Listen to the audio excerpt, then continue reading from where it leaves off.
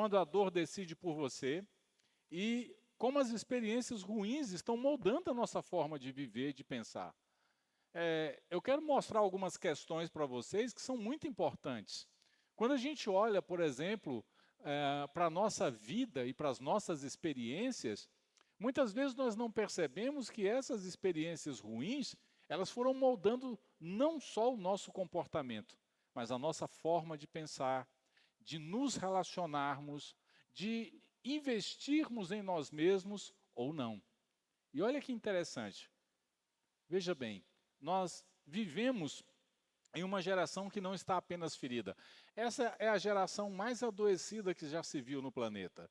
Depressão, ansiedade, transtornos, uma série de fatores, traumas. É uma geração muito ferida. É também uma geração que está se protegendo em excesso. As pessoas estão se isolando. As pessoas estão evitando umas às outras. Elas estão com medo de sofrer. As pessoas têm medo de sofrer hoje. Eu costumo dizer que a minha geração, né, a gente era muito casca grossa, a gente aguentava muita coisa. Hoje a gente percebe que as pessoas não suportam mais. Não conseguem lidar com frustração, com dificuldades, com lutas. Acho que se todo mundo pudesse ficar dentro de casa quietinho, assistindo uma série na TV, todo mundo ficaria bem. Mas a vida não é assim. Então o que a gente vê? A gente vê que as pessoas elas vão deixando que as suas experiências ruins, as suas dores, moldem os seus comportamentos e a sua maneira de pensar. Vou te dar 3 exemplos. Primeiro exemplo, esse aqui. Pessoas que já foram traídas dizem, não confio mais em ninguém. É assim que elas vão começar a viver. Você quer ver outro exemplo? Pessoas que já foram rejeitadas dizem, prefiro ficar sozinho ou sozinha, para não ter que passar por esse processo de novo. Entendeu? Terceiro exemplo, pessoas que já foram feridas costumam dizer, não vou mais me expor, eu não vou mais me abrir com ninguém, não confio mais em ninguém. Então a gente está vendo hoje uma geração de pessoas que estão sendo moldadas pela dor, pelas suas experiências ruins.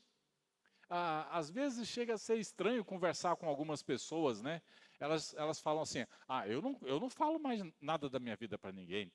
Eu primeiro tenho que conhecer muito bem a pessoa. Se eu ver que a pessoa é mais ou menos assim, eu nem chego perto. Então, as pessoas estão armadas, preparadas, esquematizadas mentalmente para não se relacionarem. Elas estão se afastando desse processo. Mas, gente, a vida é isso. A vida, ela é feita de acertos e desacertos, de coisas boas e de coisas ruins.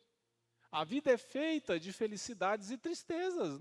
Não existe uma vida linear que você olha e fala assim, está tudo bem, daqui para frente tudo vai ser maravilhoso. Não existe isso. Sempre vão surgir desafios. Sempre vai ter quem engane você. Sempre vai ter alguém que não cumpra aquilo que te prometeu. Sempre vai ter alguém que, infelizmente, vai trair a sua confiança. A vida é assim. Só que agora nós estamos vendo isso e percebendo isso na forma como as pessoas estão se relacionando. Na psicologia, isso se aproxima de um termo que eu vou usar aqui, chamado generalização emocional. Quase que não sai, né? Ou esquemas de evitação. É um termo, devia ter usado esse, que era muito mais fácil. Esquemas de evitação, é assim que a psicologia trata. Porque a gente cria esses esquemas de evitação.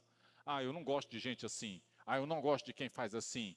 Esse aqui eu também não gosto, e esse eu não gosto. E nós estamos vivendo essa época, e a Bíblia chama isso de viver dominado pelo medo. Nós vivemos dominados pelo medo. Não pode isso, não pode aquilo, cuidado com essa pessoa, cuidado, você viu lá na notícia, cuidado, cuidado, cuidado. E lá na primeira carta a João, João escreve o seguinte, ele faz uma referência ao amor em Cristo.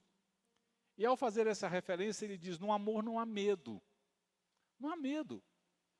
Pelo contrário, o perfeito amor expulsa O medo. Porque o medo supõe o quê? Castigo. O medo supõe dor, tristeza, culpa. Aquele que tem medo não está aperfeiçoado no amor. Porque, gente, vocês sabiam que eu falhei muitas vezes antes de acertar em muitas coisas na minha vida? Ixi, eu tentei ser empreendedor, falhei muitas vezes. Meu negócio era ser pastor mesmo. Eu tentei resolver situações e me frustrei, outras eu consegui. Porque a vida ela é assim. E se eu tivesse ficado com medo? Vocês não têm ideia. Eu estava brincando essa semana com uma pessoa que a primeira pessoa que eu atendi como profissional em terapia, eu era tão novinho que a pessoa entrou na minha sala e falou assim: Nossa, você é tão jovem. Mas foi numa fala de desânimo tão assim que naquela hora eu me senti incapaz de fazer qualquer coisa. E se eu tivesse parado ali? E se eu tivesse parado na próxima crítica? E quando alguém apontou os meus defeitos? Eu poderia ter parado e ficado com medo de prosseguir. Mas eu entendo que se eu amo a minha vida, eu amo o meu Deus, eu quero viver melhor, o amor que existe em mim, principalmente o amor de Jesus que existe em mim, esse põe para fora todo medo. Expulsa todo medo. E aí a gente não vive essa coisa do medo que pressupõe ou supõe que nós vamos ter um castigo, vai ter uma consequência ruim, tudo vai acabar mal, nada vai dar certo. E eu vejo as pessoas assim. Então eu diria que o problema não é o que aconteceu com você, o problema é quando isso começa a decidir quem você se torna. Suas experiências ruins estão decidindo quem você é. Quem você é. E as pessoas que você muitas vezes se relaciona. Ó, cuidado com aquela pessoa estranha ali. Ó, tem um se aproximando acolá. Você já reparou que nós estamos desse jeito? Ah, aquela pessoa ali, eu não sei não. E a gente vai alimentando esse medo. Então, eu quero mostrar uma coisa para vocês, muito importante hoje, que vocês precisam tomar muito cuidado para que o coração de vocês, a mente de vocês, não seja moldada pelo medo. Errou uma vez, tente de novo. Falhou uma vez, tente outra vez. Não conseguiu, prossiga, não desista. É assim que a gente tem que ser. Mas o que a gente vê hoje em dia é o contrário. Então, bora lá? Primeiro vamos orar, assentados como nós estamos, e vamos dizer: Deus, nós não queremos ser o resultado das nossas experiências ruins, da infância, da adolescência, da vida adulta, seja de que época for. Orem comigo. Pai, nós somos gratos ao Senhor por cuidar tão bem de nós. Obrigado, Deus, por abrir os nossos olhos para coisas que nós não estamos percebendo, mas que estão acontecendo dentro de nós e moldando nosso comportamento, nossa vida, nossas escolhas. Fala conosco nesta noite, ó Espírito Santo de Deus, e que não reste dúvida alguma de que esta palavra é direcionada a cada um dos corações aqui. Oramos e pedimos que assim seja em nome de Jesus. Amém e amém. Amém. Por que que a maioria das pessoas se deixa levar por esse processo? Ou seja, as experiências ruins moldando a nossa maneira de ver a vida, de nos relacionarmos. Bom, o primeiro motivo é esse aqui. Experiências ruins criam proteções excessivas que viram o quê? Prisões. Você começa a se proteger demais. Eu ouço jovens de 18, 19, 20 anos dizendo: eu prefiro não sair de casa. Como assim? Eu nessa idade eu preferia não ficar em casa. Eles dizem: eu prefiro ficar em casa, eu não quero ver gente. Não quero. E as experiências ruins, eu passei por isso na escola, eu não quero ir na escola. Eu passei por isso lá no grupo da família, eu saio do grupo, eu não quero mais enfrentar frustrações. Eu não quero mais enfrentar decepções. As minhas experiências ruins foram criando proteções excessivas. E aí, é tão interessante, quando a gente olha para a Bíblia, ela diz assim, que eu e você não devemos correr dos enfrentamentos que a vida colocar diante de nós. Eu e você não podemos correr dos enfrentamentos. Se temos que lutar, vamos lutar. Se temos que conviver, vamos conviver. Se temos que terminar algo, vamos terminar, mesmo que seja complicado. Na segunda carta a Timóteo, Paulo diz exatamente isso, porque Deus não nos deu o espírito de covardia, em algumas traduções, espírito de medo, mas de poder, de amor e de moderação. Esse é que tem que ser o nosso espírito. Um espírito que não desiste, que ama, que acredita no poder de Deus, que tem equilíbrio, moderação. E não ficar construindo excessivas proteções que vão nos impedir de viver. E a gente vai se convencendo de que o errado é certo. Ah, é melhor ficar quieto mesmo. É melhor não fazer nada. Ah, já não estou mais na idade para essas coisas. Ah, já não posso mais isso. A gente vai criando essas proteções excessivas. Gente, isso aqui é muito importante. A dor, ela cria mecanismos de defesa. Primeiro, isso é natural, ok? O problema é quando esses mecanismos deixam de proteger e passam a limitar. A mente, a dor, nossos comportamentos são moldados por esses mecanismos de defesa. Dificilmente você vai ver alguém atravessando a rua, a não ser que esteja extremamente distraído, sem parar e olhar para os dois lados. Porque algum dia alguém te ensinou e falou, ó, cuidado, moldou você contra uma coisa que poderia te machucar. Só que imagina você levar isso ao extremo e não só olhar para um lado e para o outro ao atravessar uma rua, mas ter medo de sair de casa. O mecanismo de defesa, ele é natural, mas se ele for excessivo, ele passa a limitar você, a limitar seus relacionamentos, sua vida profissional, tudo, tudo. A pessoa ela começa a viver mais ou menos assim, evita se envolver, evita confiar, evita tentar de novo. Então, muita gente chama isso até de prudência. Não é não.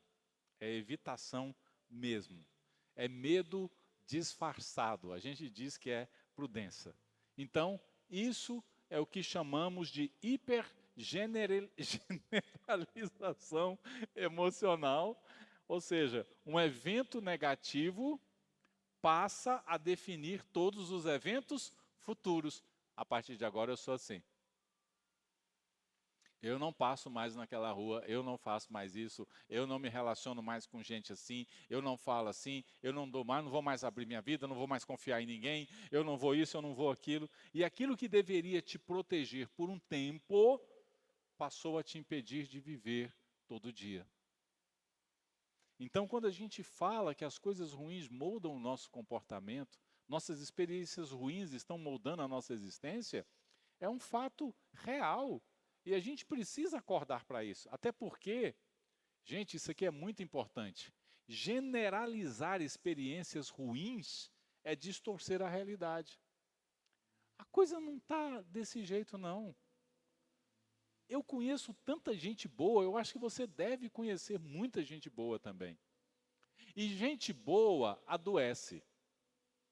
Gente boa faz maldade. Gente boa briga. Gente boa discute, gente boa nem sempre trata a gente bem.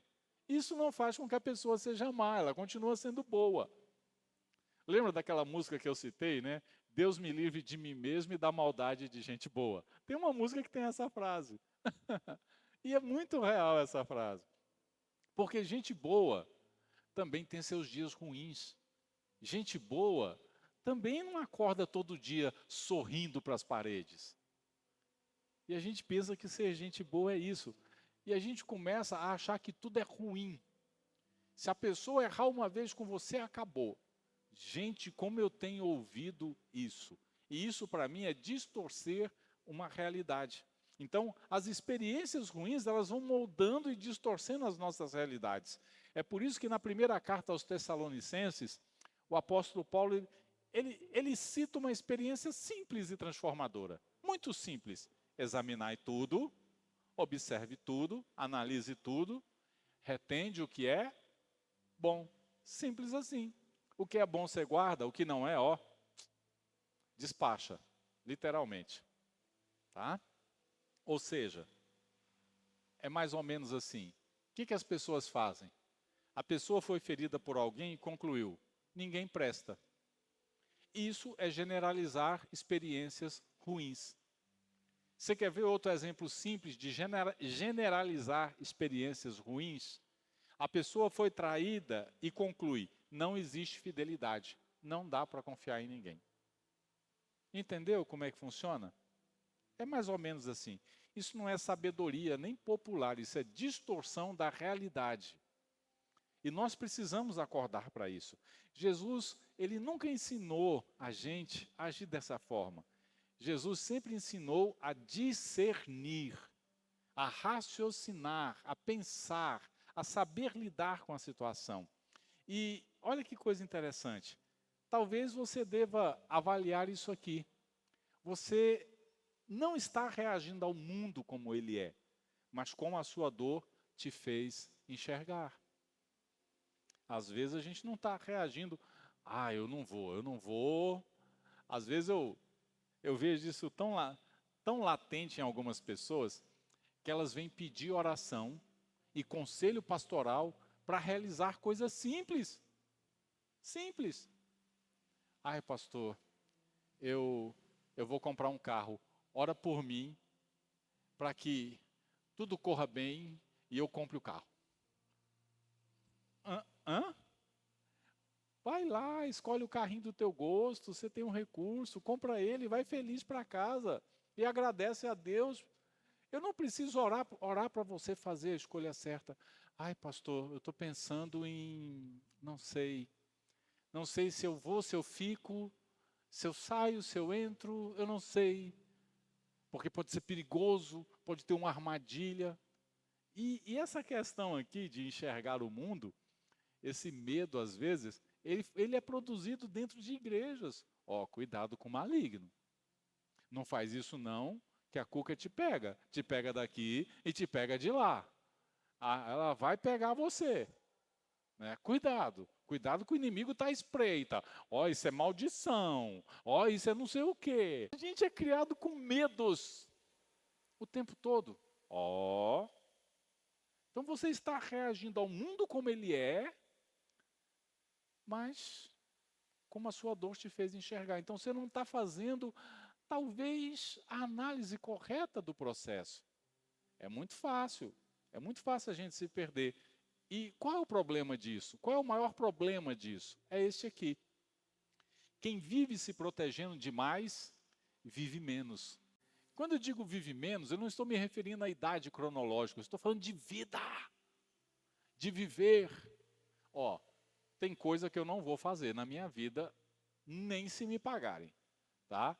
Por exemplo, às vezes eu vou na praia, quando eu vou passear na praia, eu vejo o pessoal, eles pegam uma hélice de ventilador enorme, amarram na costa de uma pessoa, ligam um motorzinho a gasolina e uma corda puxada por uma lancha sai.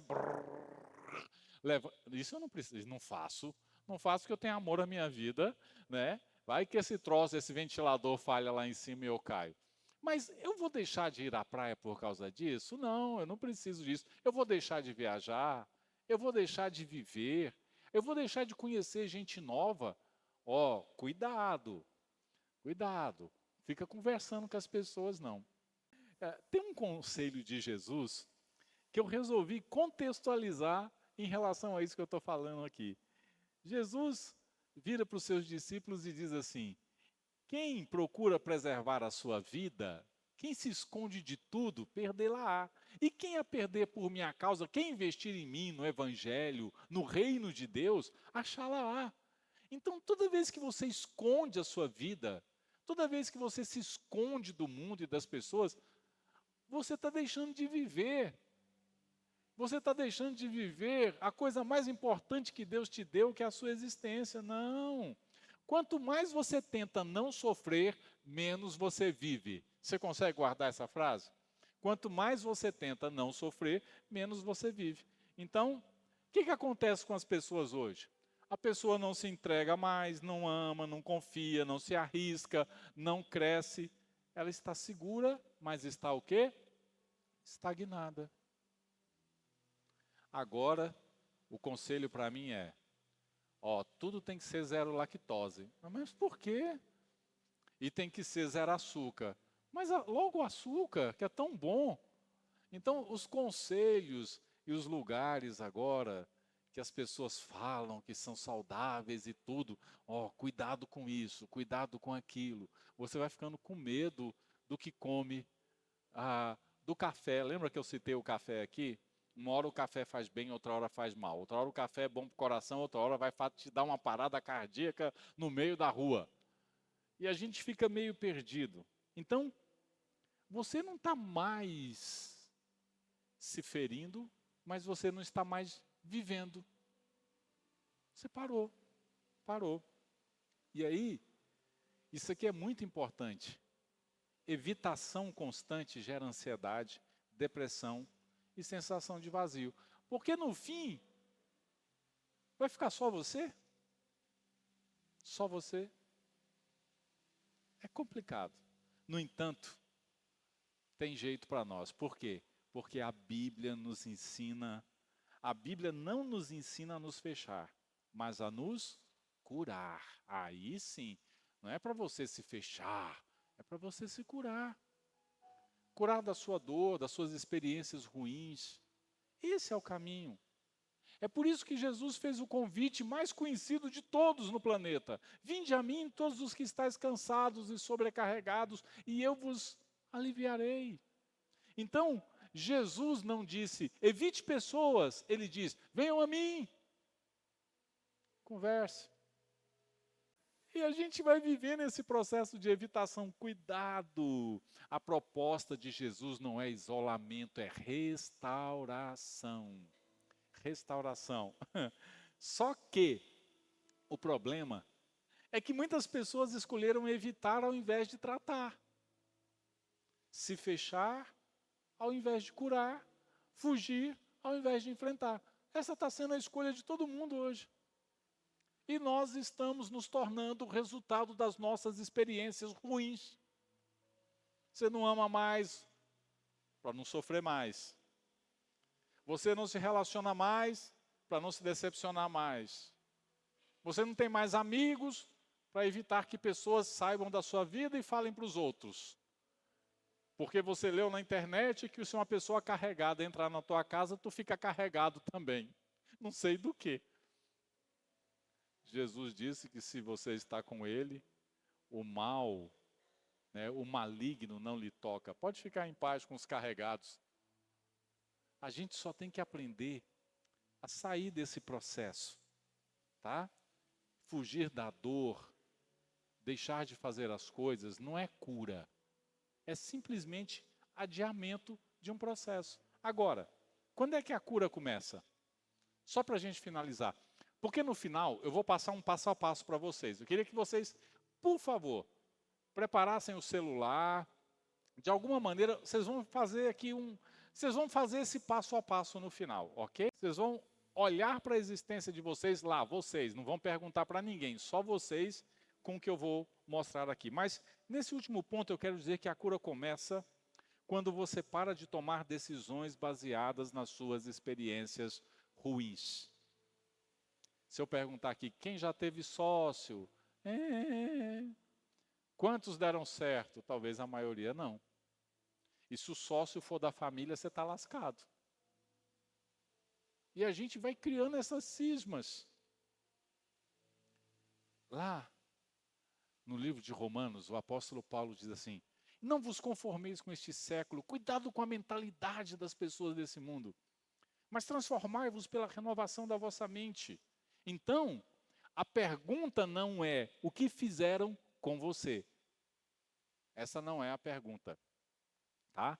A pergunta é quem você decidiu se tornar por causa disso que fizeram com você. Então a cura começa quando você decide não viver mais reagindo às suas experiências ruins, não permitir que a dor os seus traumas, dite quem você é e o seu futuro.